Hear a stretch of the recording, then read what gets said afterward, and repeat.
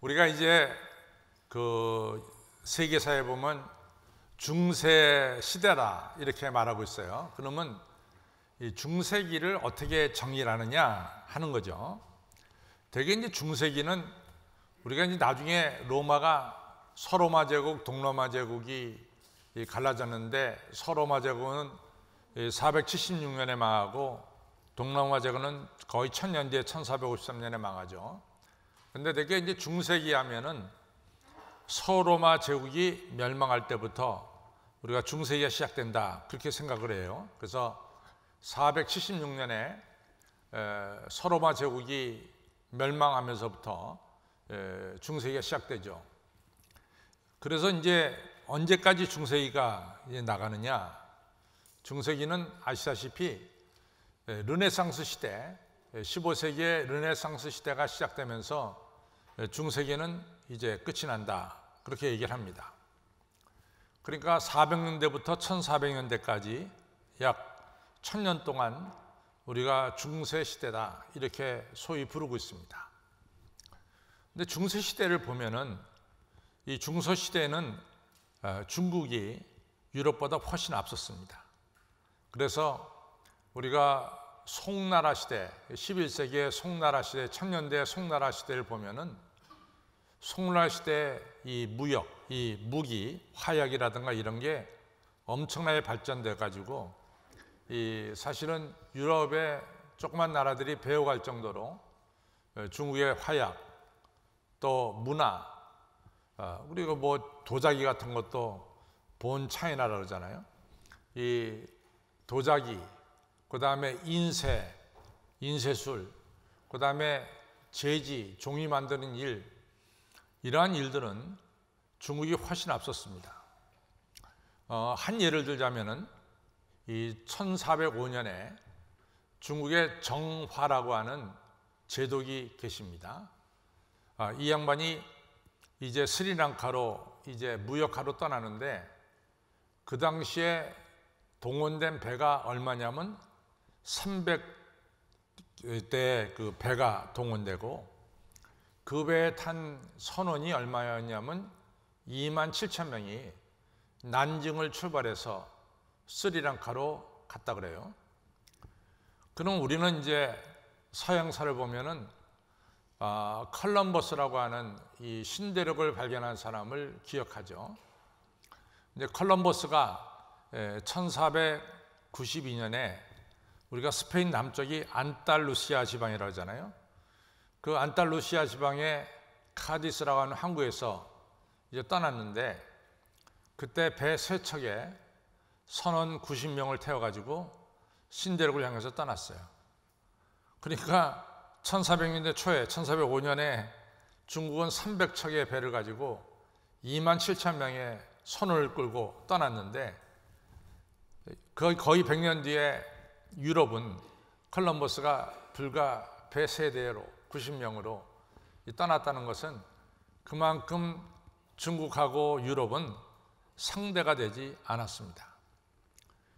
근데 이 16세기를 들면서 중국의 정책이 바뀝니다. 그것이 뭐냐면 해금 정책을 쓰게 되는데 중국 사람들 하여금 바다에 나가지 못하게 했어요. 배를 타고 외국에 나가지 못하게 했습니다. 이 해금 정책을 쓰면서 중국이 이제는 무역도 하지 못하도록 이같이 막았죠. 또 외국 상선들이 중국에 쉽게 들어오지 못하도록 그것을 막았습니다. 그런 기간이 약 한 350년 동안 계속이 되는데 그 350년 동안 아시다시피 유럽은 컬럼버스가 신대륙을 발견하고 엄청나게 해상활동이 유럽은 활발해졌습니다. 아시다시피 350년 동안 중국이 폐쇄가 된 동안에 중국은 유럽하고 상대가 안 될 정도로 낙후된 나라로 이같이 전락돼 버리고 말았죠. 중국이 하도 문을 닫고 있으니까 영국에서 중국의 문을 열려고 이같이 아편전쟁 같은 것을 일으켜서 중국의 문을 억지로라도 열게 한 것을 우리가 잘 알고 있지 않습니까? 이러던 중국이 1978년에 중국이 바뀝니다. 그래서 시장 경제 체제로 1988년에 78년에 바뀌고, 또 아시다시피 1992년부터 이제 세계를 향해서 무역의 문을 활짝 엽니다. 1992년입니다. 그때부터 우리 기업하신 분들은 다 아시겠지만 우리 기업가들이 중국에 들어가서 이같이 공장도 세우고 기업을 일으키기 시작했어요. 근데 이것이 얼마나 급속도로 중국을 발전시켰냐면은 2010년 지금부터 11년 전에 중국이 드디어 일본을 따라 맞췄습니다. GDP 2위 국가인 일본을 2010년에 중국이 넘어섰습니다. 지금 세계 경제학자들이 그렇게 얘기하잖아요. 중국이 이 추세대로 나가면 2035년, 앞으로 한 13년 뒤에는 중국이 미국의 GDP를 따라 맞출 것이다. 지금 한 70% 따라왔는데 나머지 30%도 따라 맞출 것이다. 이런 얘기하고 있습니다.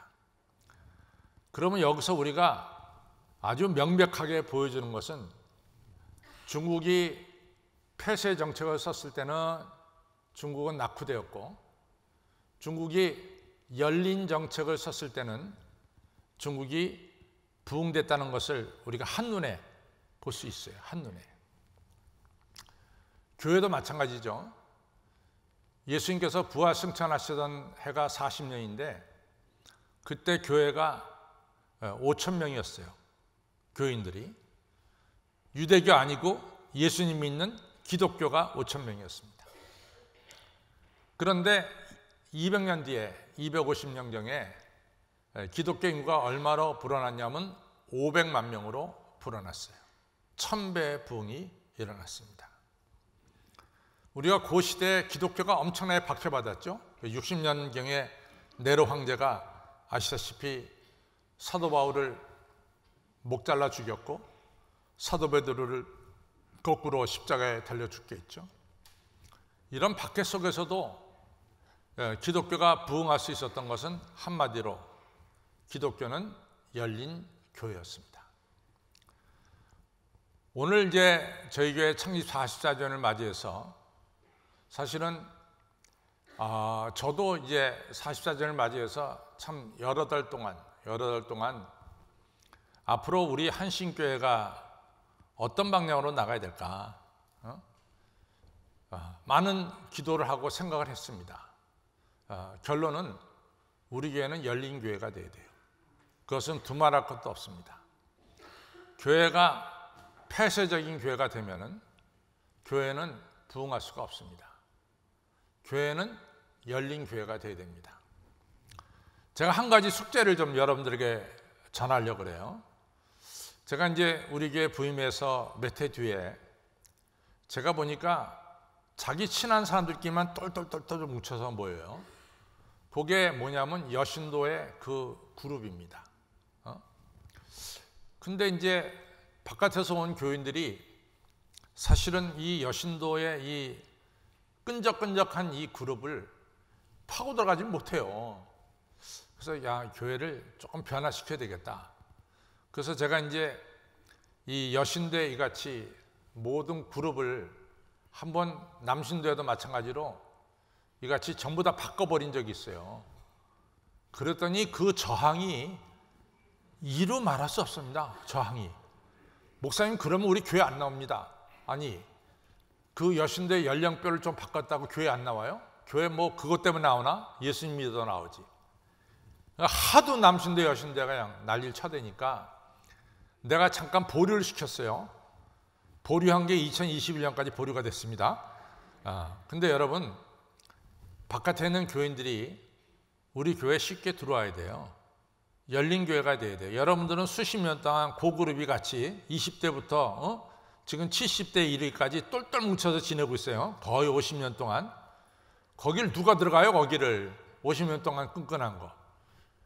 여러분들이 열어야 된다고. 열지 않으면은 바깥 사람들이 들어올 수가 없어요. 그러니까 제가 여러분들에게 드린 숙제니까 오늘 숙제를 받고 하나님 앞에 좀 기도 좀 해보세요. 이게 맞는지 틀린지. 우리 목사님 자꾸만 깨라 그러는데 깨는 게 맞는 건지 그래서 한번 여러분들 기도하시고 우러나오는 마음으로, 자원하는 마음으로 열려지기를 주님의 이름으로 축원합니다. 네.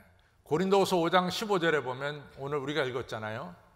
저가 모든 사람을 대신하여 죽으심은 예수님의 죽으심으로 말미암아 산자로 하여금 다시는 자기를 위해 살지 않고 자기를 위해서 이같이 죽으시고 부활하신 예수님을 위해 살게 하려 함이라. 이것이 고린도후서 5장 15절의 말씀이에요. 저가 할 때 저가는 예수님이죠. 예수님이 유대인을 위해서 죽으신 것이 아니라 모든 사람을 위해서 죽으셨다. 이렇게 말씀하고 있습니다. 오늘 우리가 고린도후서 뒷부분에도 나오지만은 에베소서에 보면은 2장 13절부터 보면은 멀리 있던 너희가 예수 그리스도로 말미암아 가까워졌느니라. 예수 그리스도께서 우리 사이에 막힌 유대인과 이방인 사이에 막힌 담을 허무시려고 십자가에 달려 죽으셔서 화목케 하셨느니라. 이런 귀한 말씀을 주셨어요. 예수님께서 십자가에 달려 죽으신 것은 우리 모두가 다 이같이 서로 하나가 되기 위해서 죽으셨어요. 그래서 제가 아까도 얘기했지만 초대교회 부흥의 요인이 어디 있었느냐? 우리가 안디옥 교회는 예루살렘 교회 다음으로 세워진 두 번째 큰 교회가 안디옥 교회입니다. 안디옥이 한 20만 명 살았던 큰 도시였어요. 그런데 안디옥에는 18개의 종족이 살았어요. 18개의 종족이. 근데 이 18개의 종족들이 다 자기네 종족, 이걸 굉장히 중요하게 얘기했는데 이것이 어디 가면 무너지냐면 교회 가면 무너져요. 교회는 종족이 없었어요. 교회는 다 하나님의 가족으로 하나가 됐어요. 그래서 안디옥 교회가 크게 부흥됩니다. 또 하나는 우리가 아시다시피 로마 시대 하면 로마 시대는 귀족과 천민, 자유인과 노예 너무 명백하게 구분이 됩니다. 그렇죠? 그런데 교회는 천민과 귀족이 없습니다. 노예와 자유인이 없었어요. 그래서 초대교회는 열린 교회였고 부흥하는 교회였습니다. 뭐 성경의 짧은 시간에 제가 다 얘기하기가 어려워서 하는데 우리가 성경에 많잖아요. 우리가 오네시모로도 노예인데 사도 바울이 그 노예를 내 친구라고 그렇게 얘기하잖아요. 교회 내에서는 그런 게 없었습니다. 그래서 저는 이제 신약 성경 중에서 가장 이 마그나 카르타, 이것은 인권 대원장이다 이렇게 부르는 성경 구절이 있죠. 그것이 갈라디아 3장 28절입니다. 유대인이나 헬라인이나 남자나 여자나 종이나 자주자나 다 그리스도 안에서 하나다. 이 놀라운 얘기예요. 그리스도 안에서 다 모든 게 하나다. 그래서 저는 갈라디아 3장 28절을 신약에 나타난 마그나 카르타다 이렇게 얘기합니다. 이처럼 초대교회 부흥의 원인은 이같이 열린 교회였어요. 누구나 와서 이같이 예수님을 찬양하고 서로 예수님의 지체가 되는 이런 열린 교회로 나아갔습니다. 오늘 제가 이제 고린도후서 5장 15절 읽었어요. 저가 모든 사람을 대신하여 죽으신 것은 산자로 하여금 다시는 자기를 위해서 살지 않고 죽었다가 사신 예수 그리스도를 위해서 살게 하려는 것이다. 이것이 15절의 말씀이고 16절에 넘어가면은 그러므로 나 바울은 이제 사람들을 육체대로 알지 않기로 작정했다. 내가 비록 예수 그리스도도 육체대로 알았지만은 이제는 다시는 내가 육체대로 알지 않기로 작정했다. 여기서 육체대로 안다는 것은 쉬운 말로 너 유대인이야? 너 이방인이야? 이것이 바로 육체대로 아는 거예요. 너 대학을 나왔어? 대학을 안 나왔어? 이게 육체대로 아는 거예요. 너 얼마나 부자야? 너 얼마나 돈이 있어? 이런 거 가지고 나누는 것이 육체대로 아는 거예요. 사도 바울이 이제 빌립보서 3장에 보면은 너희들 그게 육체대로 너희들이 육체를 자랑하고 있어? 좋아. 나도 자랑할 게 너무 많다. 그러면서 이제 빌립보 3장에 보면 4절부터 나오죠. 나로 말한 말이야. 내가 난 지 8일 만에 할례 받은 사람이야. 나는 이스라엘, 순수한 이스라엘 사람이고, 나는 12지파 중에 베냐민 지파고, 그 다음에 나는 바리새파 사람이고, 내가 이같이 히브리인 중에 히브리인이고, 히브리 말을 능통하게 하는 히브리인이고, 내가 예수님을 박해한 사람 중에, 기독교를 박해한 사람 중에 하나고, 내가 율법의 의를 따져보면은 내가 흠이 없는 자야. 육체적으로 자랑할 사람 한번 나와봐. 나만큼 자랑할 만한 사람. 이러면서 얘기합니다. 그럼 사도 바울이, 그러나 내가 다메섹 올라가는 길에 예수 그리스도를 만난 뒤에 예수 그리스도 아는 짓이 너무너무 고상하고 귀해서 이 모든 것을 내가 배설물처럼 버렸다. 이런 이야기를 합니다. 내가 다시는, 내가 전에는 예수님을 율법 파괴자로 육체적으로 알았고, 저 나사렛 출신, 시골 출신이 뭘 알겠느냐 라고 했지만은, 내가 다시는 이제는 사람들을 육체대로 알지 아니하노라 말씀하고 있습니다.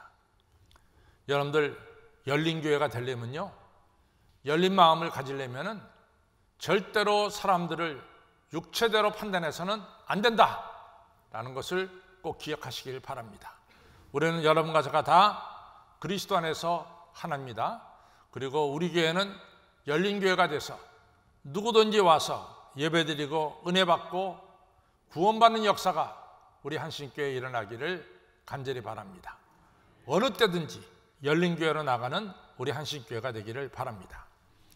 두 번째로 우리 한신교회는 선한 영향력을 끼치는 교회가 돼요. 우리 한신교회로 말미암아 선한 영향력이 주변에 퍼져나가야 됩니다. 제가 늘 말씀드리지만 천국은 여기 있다 저기 있다가 아니라 너희 마음에 있느니라. 예수님은 바로 우리 가운데 오시려고 천국 보좌를 버리시고 이 땅에 오셨어요. 우리가 예수님을 우리 안에 모실 때 여러분과 저는 자연스럽게 교회가 되는 것이고, 교회는 이 땅에서 선한 영향력을 끼치게 되어 있습니다. 고린도서 6장에 여러분들 당신의 몸이 성령의 전인 줄 모르고, 여러분들이 성령의 전이야, 여러분들이 성령의 전이 되기 위해서 예수님께서 십자가에 달려 죽으셨어, 엄청난 값을 지불하셨어, 이렇게 말합니다. 또 베드로전서 2장 5절에는 여러분들은 다 이같이 살아있는 돌, 이 리빙 스톤이야. 이 살아있는 돌로 교회가 만들어지고, 또 이같이 예수 그리스도로 말미암아 하나님께 이같이 거룩한 예배를 드리는 거룩한 제사장들이 되는 거야. 그러면서 베드로전서는 여러분과 저가 다 하나님께 예배드리는 거룩한 제사장들이라 그 말이에요. 여러분과 저는 예수님을 우리 안에 모셔서 우리가 성전이 되고, 여러분들이 가는 곳에 하나님의 교회가 나타나고 한신교회가 나타나는 이런 역사가 있기를 바랍니다. 그것이 거룩한 영향력을 끼치는 첫 번째예요. 두 번째 뭐냐? 고린도후서에 보면 너희를 가리켜서, 우리를 가리켜서 그리스도의 향기라고 그랬어요. 여러분과 저가 세상에 가면은 그리스도의 향기를 드러내야 돼요. 그리스도의 향기를 드러내면 우리의 입술을 통해서 뭐가 나와야 되냐면 생명의 말씀, 하나님 말씀이 나와야 돼요. 그런데 우리가 잘 보세요. 여러분들 수십 년 교회를 다녔어도 내 입술을 통해서 정말 하나님 말씀, 성령 말씀이 나오는가, 아니면은 세상의 다른 이야기가 우리의 입술에서 나오는가 하는 얘기예요. 왜 우리의 입술을 통해서 하나님 말씀이 나오지 못할까? 이유는 간단해요. 여러분들이 성경을 몰라서 그래요. 여러분들이 꼭 주일날만 요 설교 시간에 설교만 들으면 성경을 다 아는 것처럼 얘기하는, 절대로 그렇지 않습니다. 여러분들 성경을 많이 읽어야 돼요. 성경을 많이 알아야 됩니다. 여러분들이 성경을 아는 사람들은, 제가 지금 설교를 할 때 목사님이 지금 어디에서 설교하는지도 성경을 좀 아는 분들은 이해가 될 수 있어요.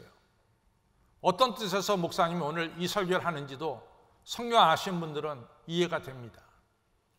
여러분들 성경을 좀 아셔야 돼요. 툭 찔리면은 우리 몸에서 뭐가 튀어나와? 내 안에 있는 성경 말씀이 절로 나와야 돼, 절로. 예?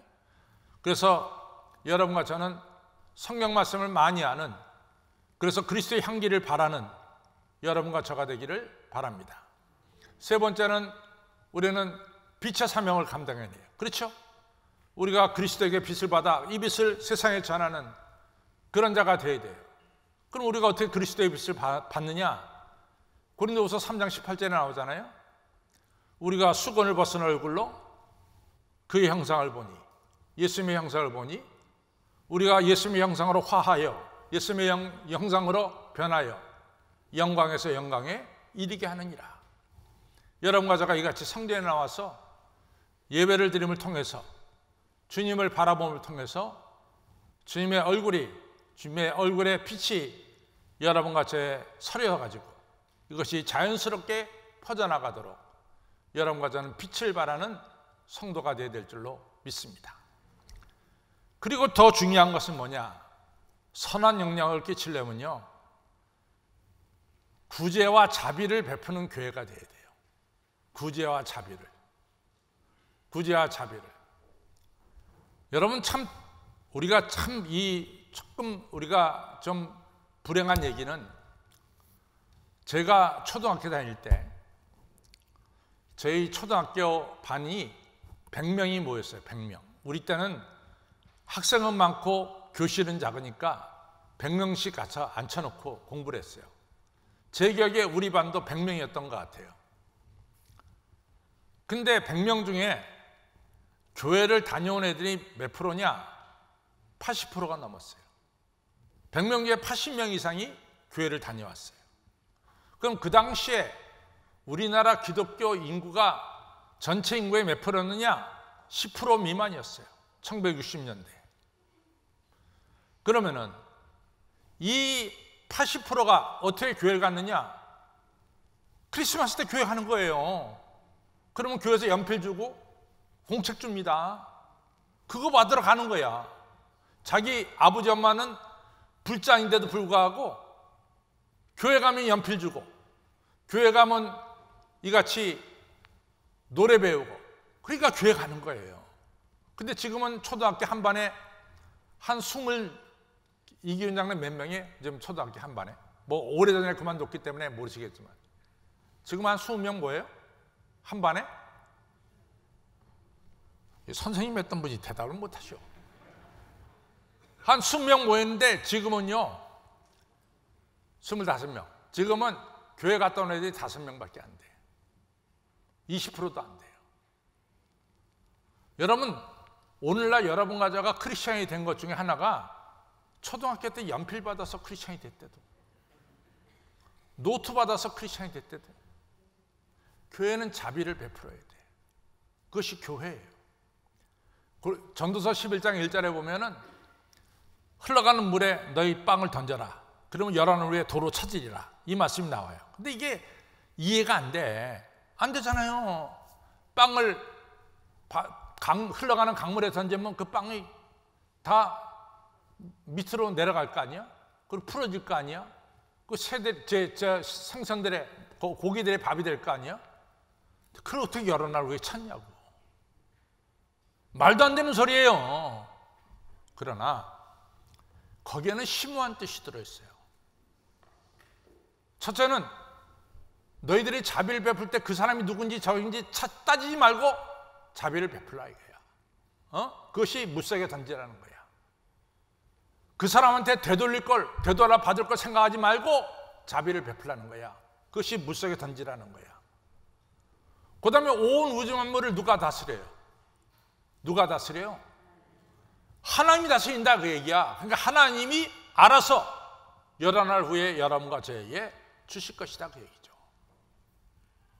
심오한 뜻이 들어있는 거예요. 여러분들, 교회가 이 사랑과 자비를 베풀어야 되는 거예요. 요한복음 13장 34절 35절에 보면 이런 얘기가 나오잖아요. 내가 너희들에게 새 계명을 주노니 너희가 서로 사랑해라. 내가 너희를 사랑한 것 같이 너희가 서로 사랑해야 된다. 35절, 이로써 사람들이 너희가 내 제자인 줄 알리라. 교회가 사랑과 자비를 베풀지 않으면 사랑의 예수님의 교회라는 것을 모른다는 거예요. 교회는 사랑과 자비를 베풀어야 됩니다.